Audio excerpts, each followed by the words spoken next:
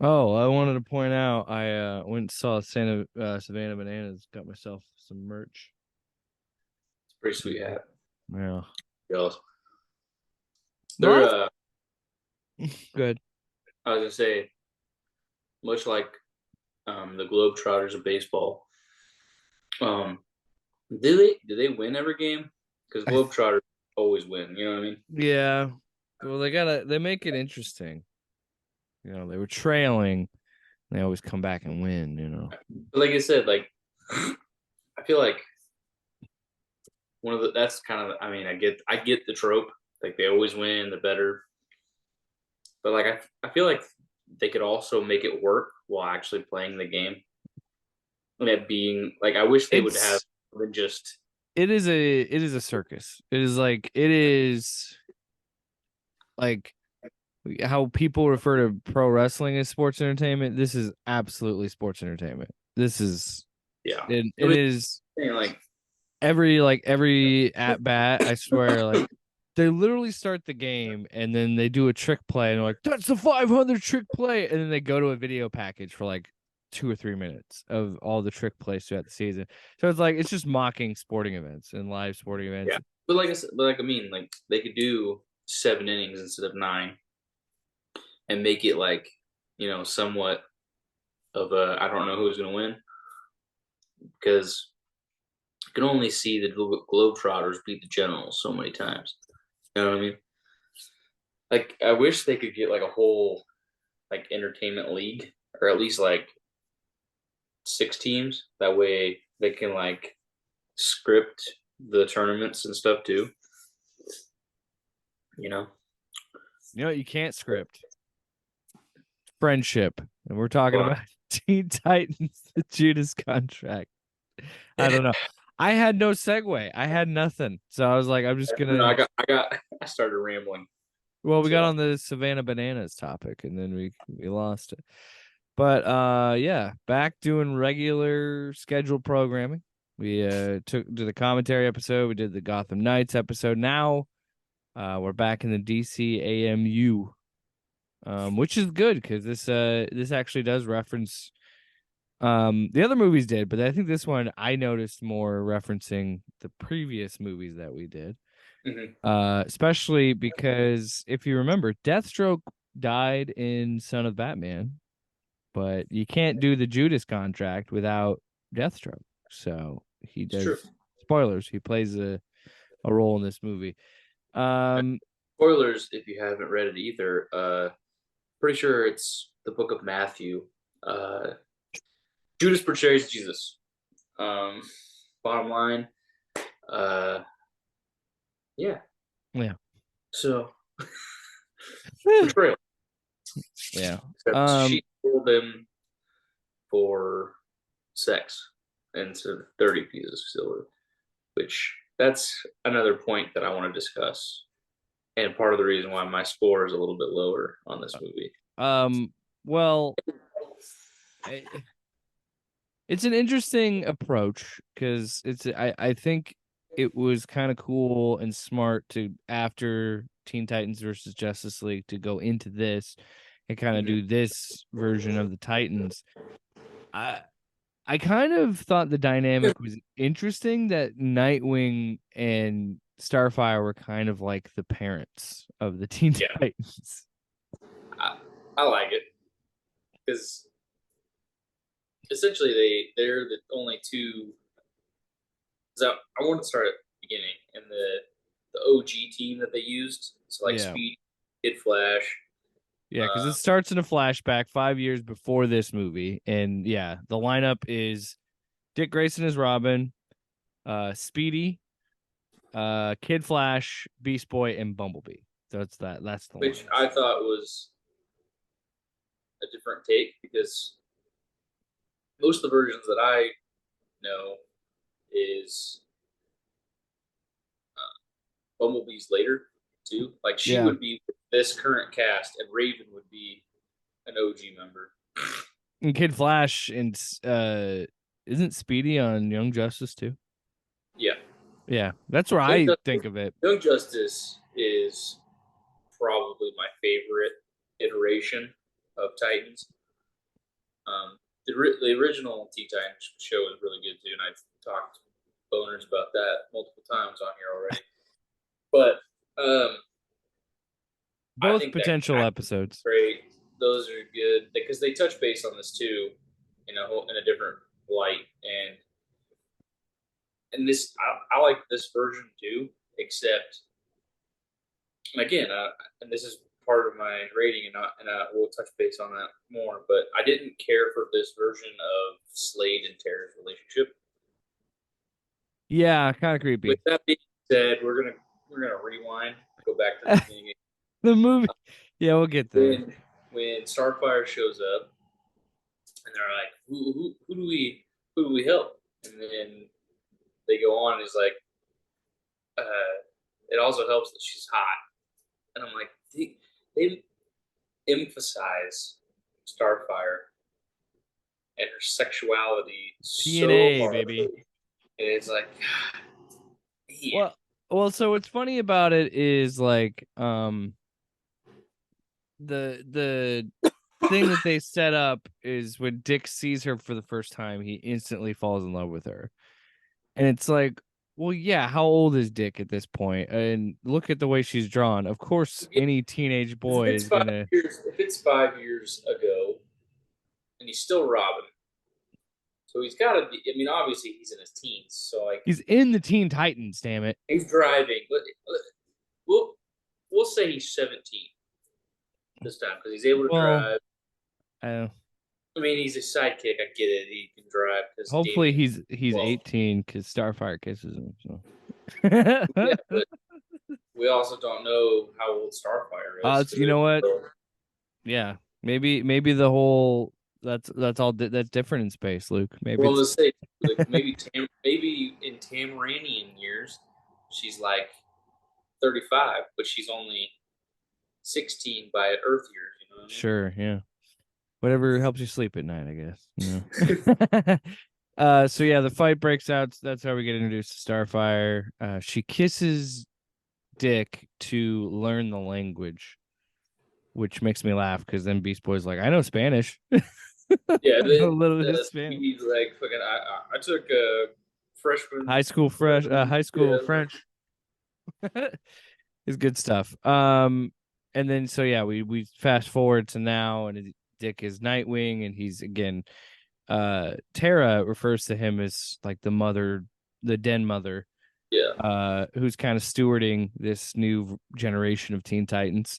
And it's kind of cool because that's how we set up that we're gonna go after the big bad, which is Brother Blood, who is a pretty common Teen Titans villain.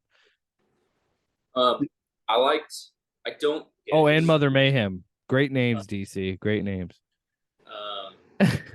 Brother Blood and Mother Mayhem. The Nightwing suit in this one, I don't care for the red. I'm not a fan of the red. I never liked the red on Nightwing. The baby blue, or like the bright like navy, like yeah. It just I need the pop. I need because the red just. And again, it's probably me just growing up, and it gives me too much Chris O'Donnell vibe. Yeah, I don't like the red either because this is the new 52 suit, and I just I've always preferred the blue. Because I think the blue looks better. Funny enough, I actually was watching because I watched it before you did, and I was waiting for you to finish it, so I was catching up because I haven't watched any of the new season of Harley Quinn. But I also remembered I didn't even finish season 3, so I was going back and watching like the second half of season 3, and that they introduced Nightwing in that, and his costume that whole time I watched it, I'm like, how is it that Harley Quinn, this raunchy adult comedy, goodness gracious, I can't talk, raunchy adult comedy, has a better suit than he did in this the Teen Titans movie that I just watched, and it's like. The animation's fine. His character model looks fine. It's just, I never vibed with the red. I just think it never. And honestly, the red has worked in the Batman suit, but I just, red is not the color that I like to think of with the Bat character. I always go with Injustice, like the alternate timeline where Damian is Nightwing and he's a fucking just little prick. And that's usually where I think of the red, and I still don't like it, but that's where I'm a little lenient on it. So it's different. Mm-hmm. But I want to talk about Starfire and Dick's banter and their like the way that they were like super in sync. I ship it. Fighting, and I ship it. I liked it when they were like saying, "Let's do that one move that we were practicing," and then she immediately goes. Well, I don't think they like it. Yeah. You want me to do it right in front of everyone? Yeah. And I mean that's throughout the whole entire thing because they're just talking about sex a lot. Well, okay, so then it makes me think. So these guys that have been working on this run of DC animated movies, I feel like two things. One, they all like Dick Grayson because Dick Grayson has been featured in, I want to say, what, like 3 of the last 4 movies we've done. Dick was featured because he was a huge part. He's been a crucial He was in character to at least 2. He at least 2 because he shows up in Son of Batman. He's a big part of Bad Blood, and he's a big part of this. But he's shown up in like 3 of the last 4 because he wasn't in Teen Titans versus Justice League. But that is the thing that I was always... Robin too, wasn't he? And yeah, he was. Like 4 out of the 5. He was training with Damian. But the thing that gets me about that too, so one, I think they really like Dick Grayson, and then 2, they really like to write about those 2 fucking because in Bad Blood there's a call. Yeah, every time she's calling him about fucking. Like how much is Starfighter and Dick banging? Like that's what I want to know. And so more importantly, in training, it said 2 minutes, and she was like, "Oh, that lasted longer than last time." And then she's like, "Oh, he fucks me well, kids." He's like, "Jesus." No, in the bedroom, he's much longer. Fucking teenagers, sexual harassment. The other thing that I didn't understand, because they do the callback of Beast Boy being on the OG team, and then he's on this team too. Is it the same guy? Yeah, how old is Beast Boy? How old was he? Because I mean, I would assume maybe 20 at this time, because 5 years ago, 15, or they're saying that he was like 12 or 13 when he was first with the team. Young. That would be my guess, is how they'd kind of hand wave that away. Because if we're being technical, I don't think a lot of them are actually. Well, they're. I don't know. It's because Starfire. Yeah, we don't know if she's a teenager. And Raven, she's not anymore. Is Raven really a teenager? You know, she's the son of Trigon. Well, or the daughter of Trigon. Excuse me. But and then okay, so they get the mission completed. They do the thing. They're raiding they complete their raid, but and then Nightwing basically proposes with an apartment key. Yeah, he wants to move in with. And then I did, and again, it's the sucker for the fucking Bat family, because little brother goes to him and he gives him the sign of approval. Like that's stupid shit. That whole exchange was great because that is when he shows up and he's like, "Do you ever not wear this?" When he goes, "When I shower," and he goes, "Yeah, speaking of, maybe you should." And he's like, "I'm fine. Take one." But yeah, the whole "she has my blessing," and he's just like, "Thanks," because he's trying to just have a conversation with Damian, and Damian's like, "What's your angle here?" And he's like, "I'm just talking to you. Like, this is what human beings do. They just have conversations." And then that led to like, "Oh yeah, you guys are great together. She has my blessing. Live together." And I was like, "Thanks." And I love how Dick accepts it as a way of like, "Thanks." Like it was really important, when it's like, who fucking cares? Like I don't need your fucking approval. Um, the I liked what they did with Brother Blood, and I like that whole setup. But my one of my problems with the story and how this like they introduce him, they make him as like the threat, but knowing DC, I know that Deathstroke's going to show up. I know Deathstroke's really going to be the main thing because the Judas Contract has always been about Deathstroke fighting the Teen Titans. But like he disappears for a good portion of this movie, Mm-hmm. and then he could show up with the third act, so then we could have the fight with the Titans and him. Dude, I just think fucking it was a kind of hardcore. could have done with more of like little like cuts to him and what he's They doing in the background. You know what I made mean? this. They almost should have made this like two different movies. Because To they like, smashed yeah, two common this Teen was Titans characters into one movie. this was an hour and 20 minutes, so that's almost 20 minutes longer than a lot of these other ones have been. Yeah, it's a And so longer like one. they packed a lot. Oh, the next But one's long too. The next one's like feature length too. It's like about an hour and a half too. The Suicide the, Squad movie. the fucking the scene where Blood is in like the jacuzzi, like the hot tub deal, and she comes in and is talking Oh, to this is him, a cool scene. I really like and I'm this. like, Yeah. dude, this fucking thing was so fucking metal because he says something along the lines of I bathe in the blood of my enemy, and he like That's what looks up, keeps him alive.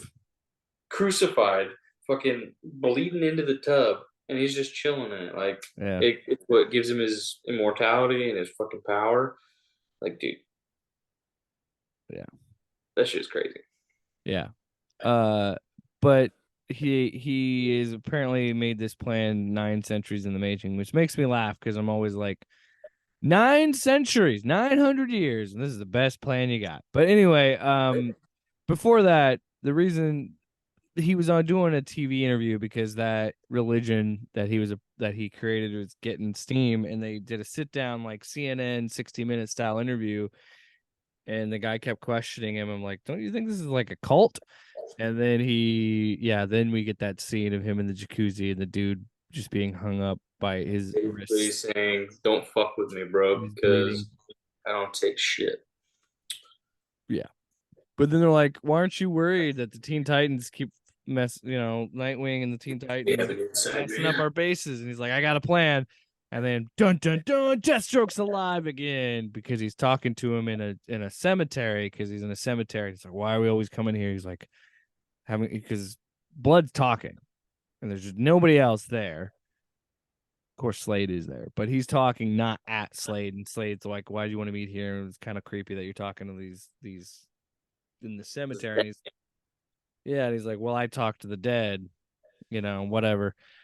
Pay attention because that sets something up later." Um, Because there is still, even in death, there's still a little wisp of life left. yeah. So anyway, that's the setup of like, what's the plan? Oh, he wants Deathstroke to get the Teen Titans and go after them, and that's how we get the Judas contract set up. So but yes, the big reveal there, of course, is Deathstroke was back. I really liked the guy who did Deathstroke's voice.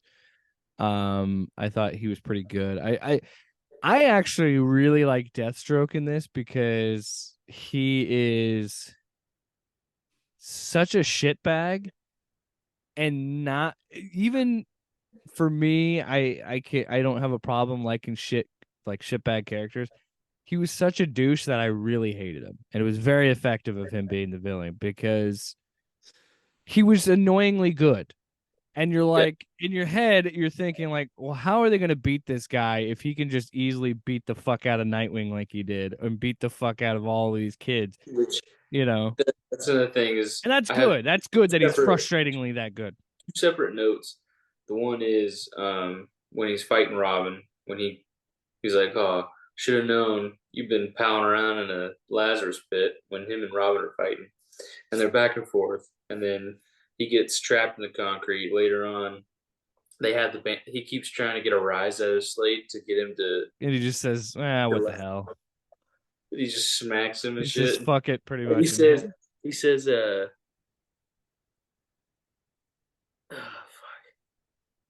Oh, and he called him a dick? yeah, he's texting and he's and he was like, "Oh, that's right, you're more of a dick." And then he says, I'm out on patrol. Don't bother me. Like that shit was funny. And then when he's fighting fucking Nightwing, and he goes, "Your whatever fighting style is a little off. Oh, Your your you're moves are shoddy." And then he goes, "Nightwing, overrated."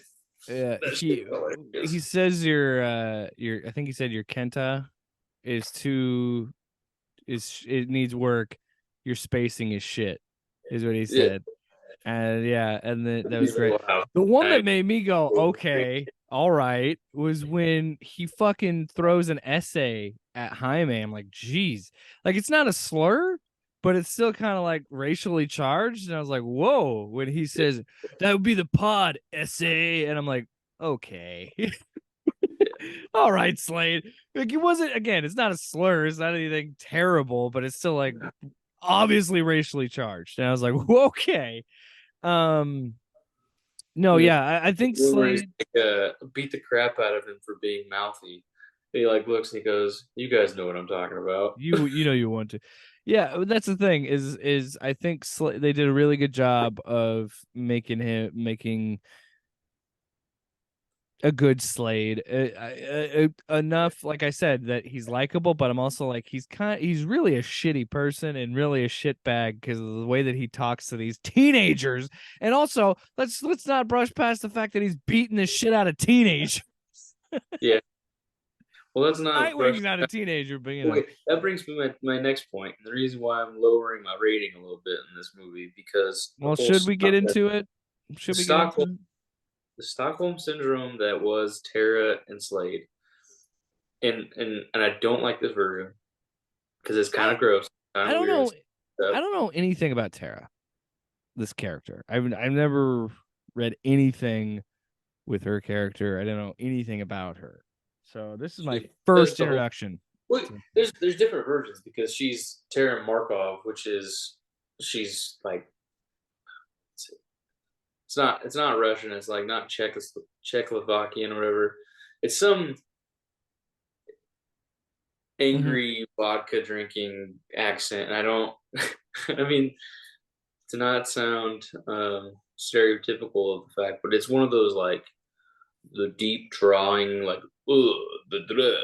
that kind of Yeah. act, like Markovia, maybe. I think that's what it is. But it's like you know what I mean.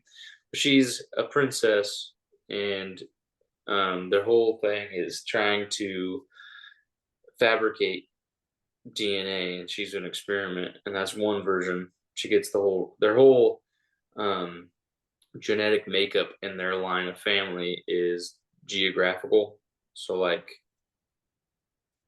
um, Yeah. rock related. So they all have different rock powers because Geoforce has lava and shit.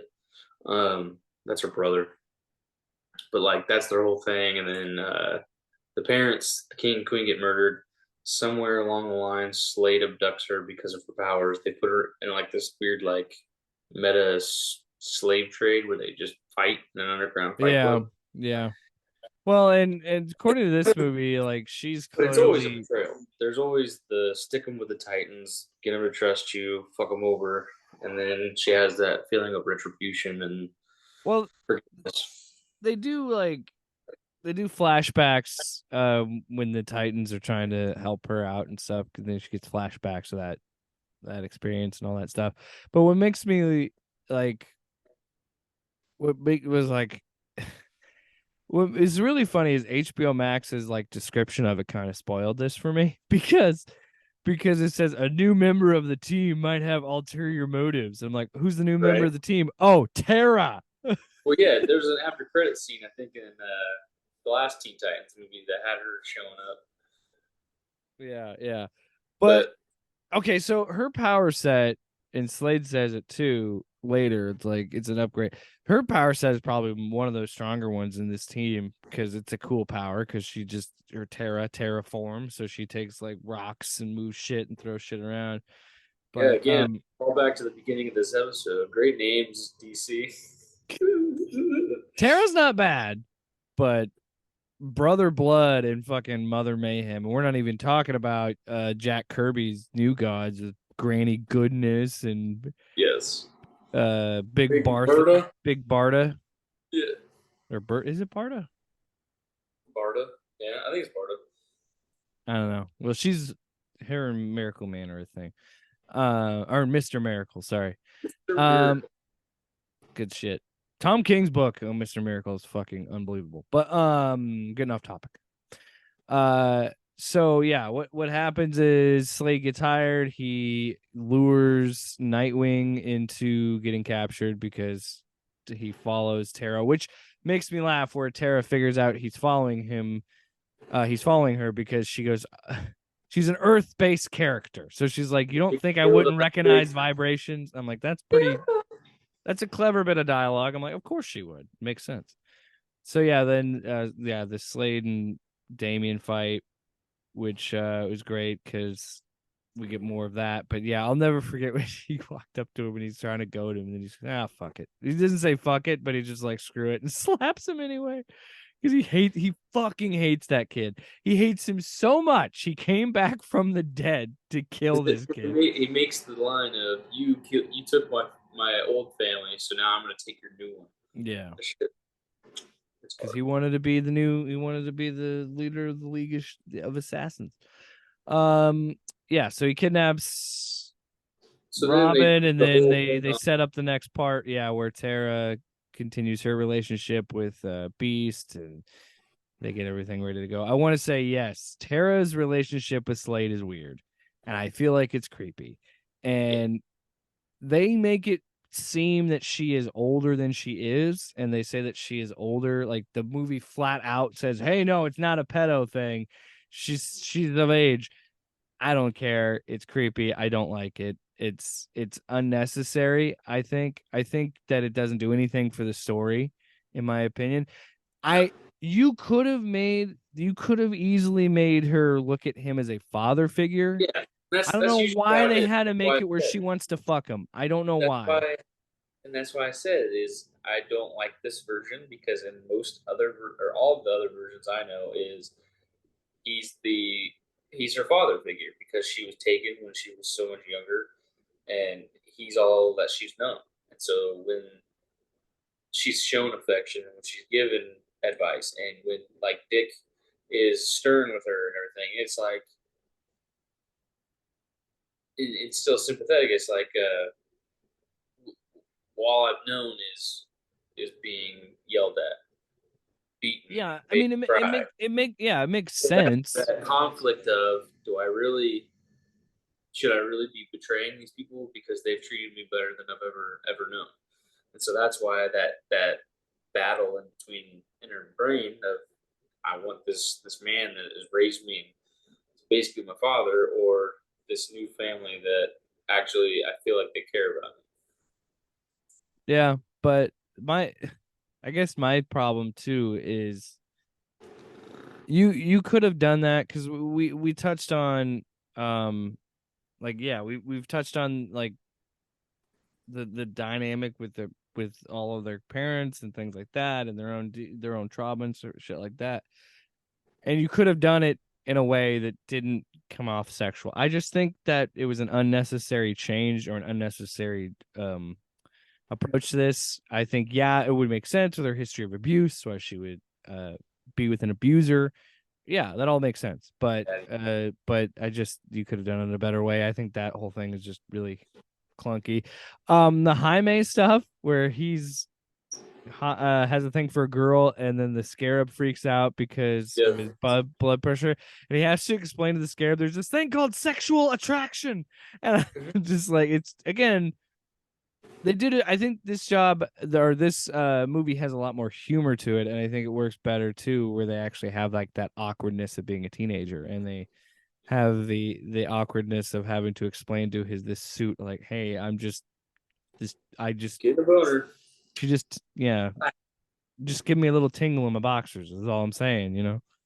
Um, but was really cool, really sad because yeah, we find out that Tara has ulterior motives and she has a nice conversation with Gar, and she talks to him about her past a little bit, and he pretty much says all the things where he's like, "Hey man, we're all fucking broken around here. Everybody," and he said the truest thing a character I think is said in one of these, and it because it's the theme in Marvel, it's the theme in DC, it's the theme in all of these, where he said pain is what makes you a hero.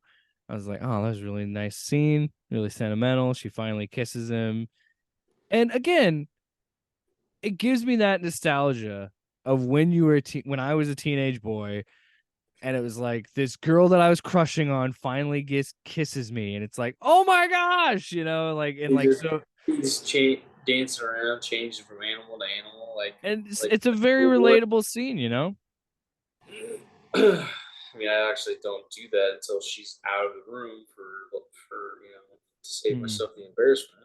But of course, it's just all right. So we get to the third act of this movie. But before then, Slade is already turned up at the apartment, which was this I love this so much. So again, Dick gets a cool scene of like him figuring out how all the Titans got attacked or got captured, and they do this cool like him finding at the crime scene and then playing it out in his head of what would happen, like recreating the crime scene. Best one was the Beast Boy, the Kevin Smith thing. So he's trying to get a chance to win an opportunity to be a guest on a Kevin Smith podcast. So he shows up and the button is like, you just hit the button for yes, you want to try and audition for the show. So he just goes, okay. He leans over and hits it. It literally just shoots arrows right directly at him. And then Dick goes, oh, Gar, come on. Like, because it was just said, do not press. And so he's just like, yeah, it was the most obvious thing to like get him. But, so he's trying to get Cora and tell her like, hey, the shit's compromised. They're onto us. Gets back to his apartment. Slade's waiting for him. We have the fight we already talked about where he's like, you're spacing his shit, and he's beating the shit out of him. But they're dislocates his shoulder. Oh yeah, so he's falling, dislocates his shoulder. So at one point he is fighting Deathstroke with one arm, and then Deathstroke, as he's trying to throw a knife at him, Deathstroke shoots Nightwing and he falls over. First thought in my head is like, well, he ain't dead because there's no blood. Like, I know it's PG-13, but even in this, when people get shot, you'd see blood. I'm like, he's not dead. That was really cool because he's using this like board to like stop knives and different shit. Oh, that whole fight scene was awesome. That chase where they're running through the market. This movie slaps. There's some really good action in this movie. I enjoyed this one a lot. Yeah. But when he gets up out of the water and he unzips his jacket, and he pulls the board that he was using the whole time and his shirt like that. That's just stupid, quick shit that only a fucking crazy person from the Bat family would think of, Yeah. Someone who's always fighting for their life. But yeah, so he's not dead, so he'll clearly show up in the third act because that's how stories work. So we find out that the Judas Contract was not to kill the Teen Titans per se, like kill them in a traditional sense. No.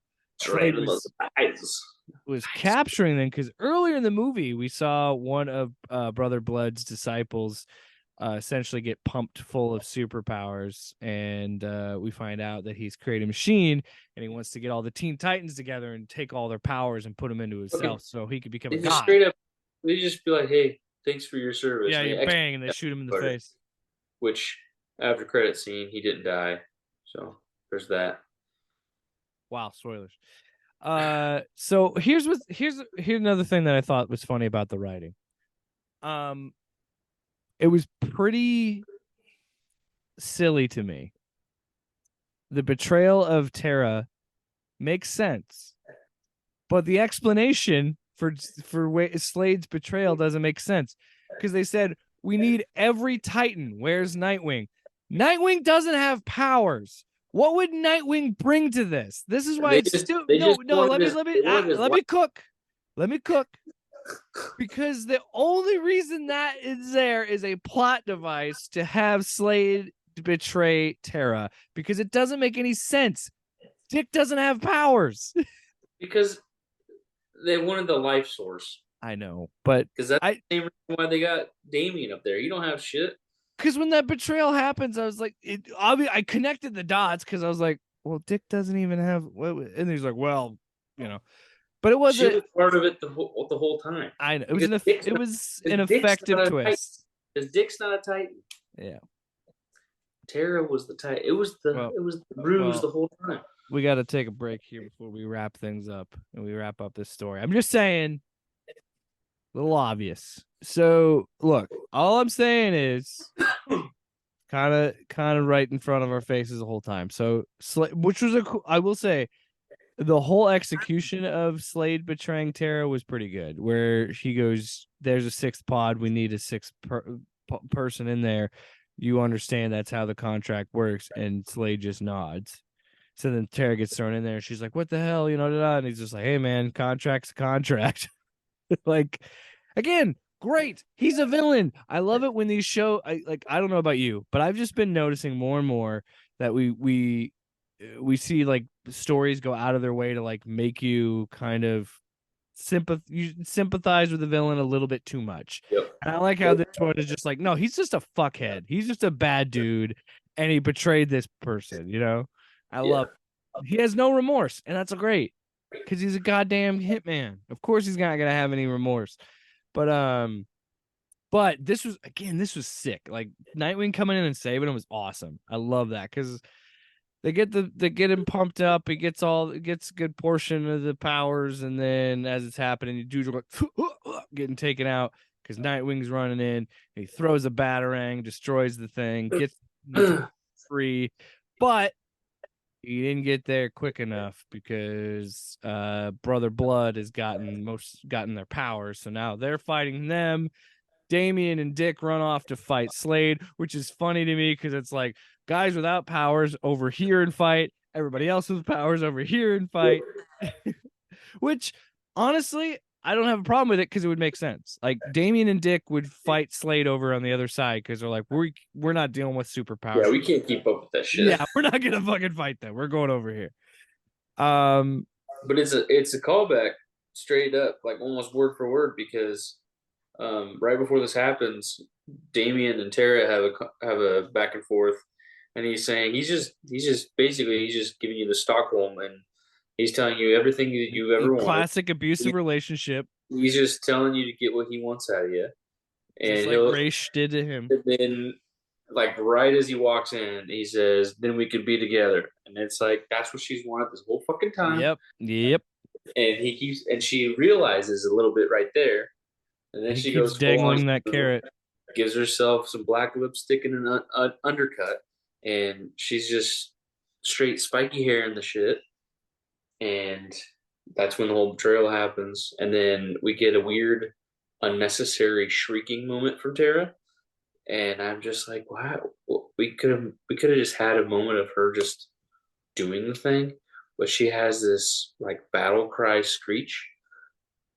I watch with subtitles too, so I always get the added loud screeching, like in the times of that. I thought I was dumb, but anyway, her and Slade's fight because she comes out of her little, I don't know, sleep from being drained of her life. I guess she was coming out of her cage and she was doing just fine. Yeah, and so the whole fight with her and Slade because she's pissed that she did all that stuff for him and he doesn't give two shits. I feel like their whole fight sequence was out of order.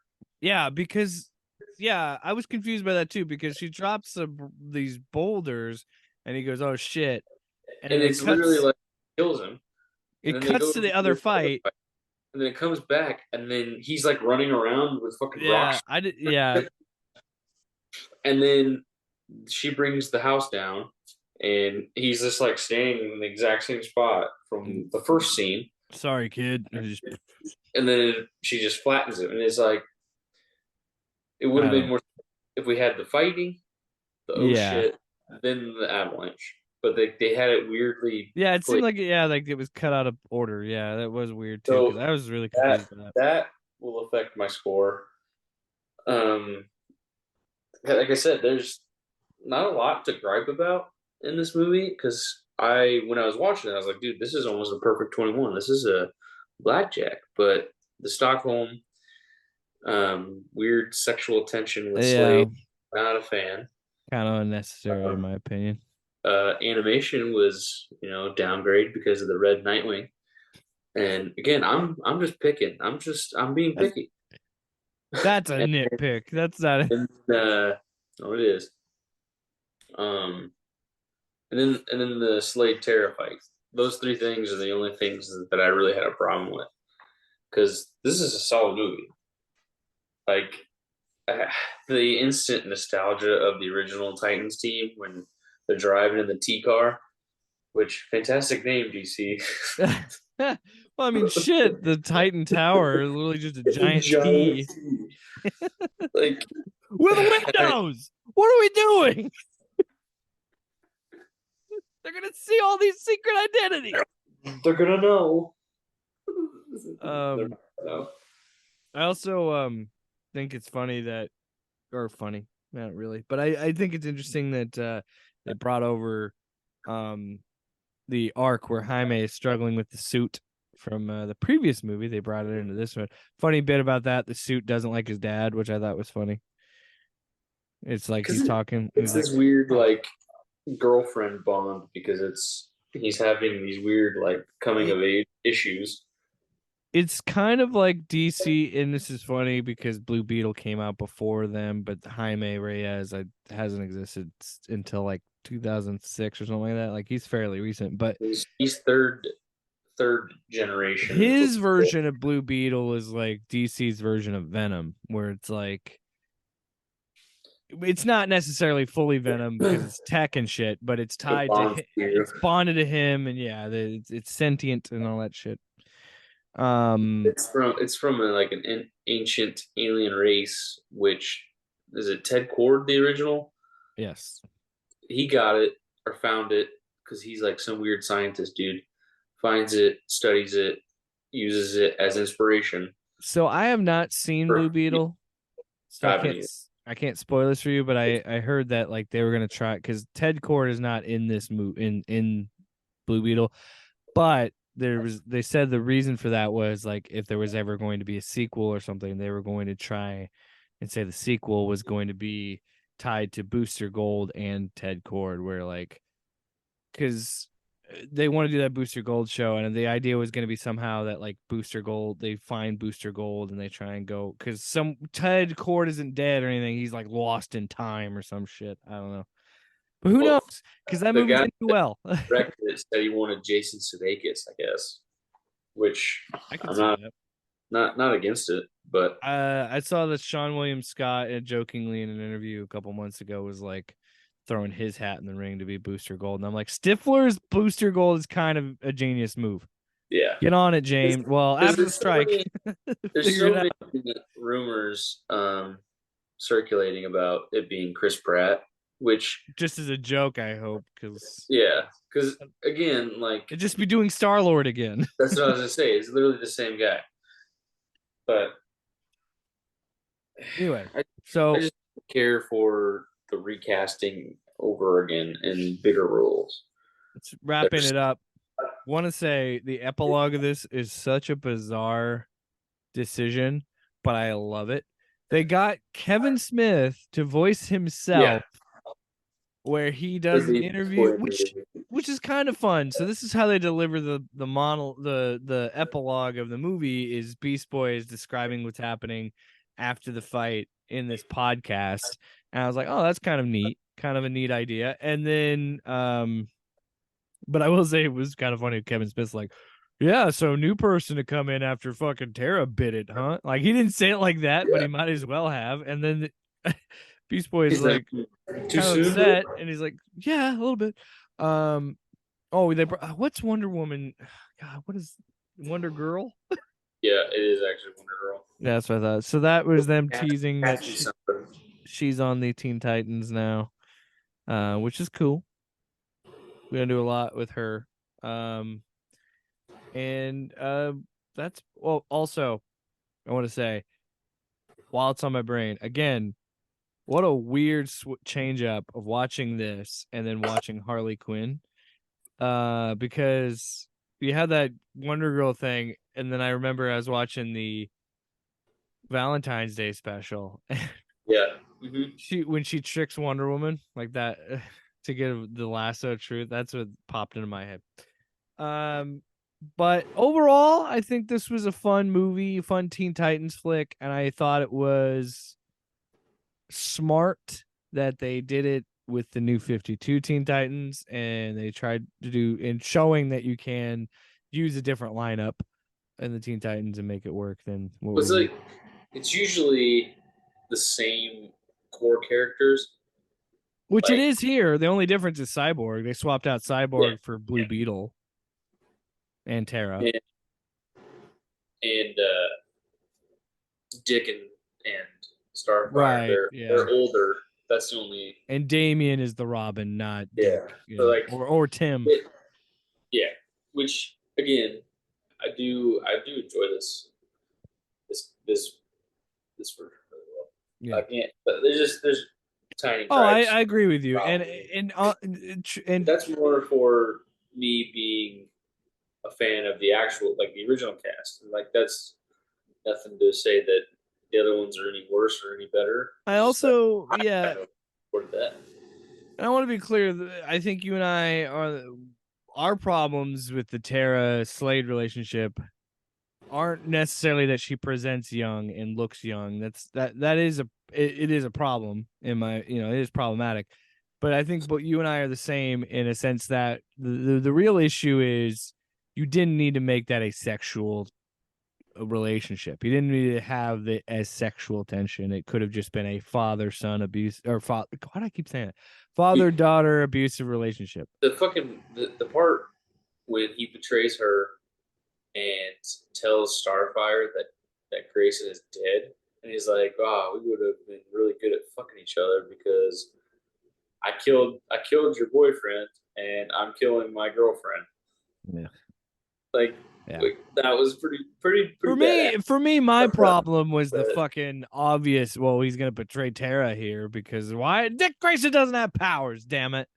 Damn it.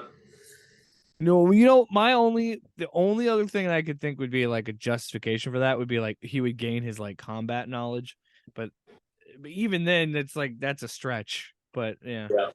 His acrobatic abilities, Jacob. You could it's just he's able to use a sword because he gets Damian's. I mean, he's 900 years old. He probably was in the ancient war. Funny callback.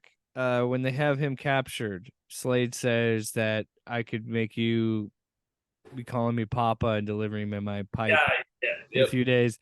And then once Damian gets free, he has a lead pipe and he goes, "Hey Papa, here's your pipe," and he fucking clangs it on his helmet. That was fun. But that's it. Let's rate it. All right. All right, here. Animation. I give it a 7. I think it's pretty solid across the board. I say the only thing that I'm getting is the red. But I'll give it a 7 because it's pretty solid because like we point out in a lot of these older ones, none of the weird CGI animation popped out at me in this one. Like everything. I mean, it's in there, but it's not. Yeah, it's not distracting.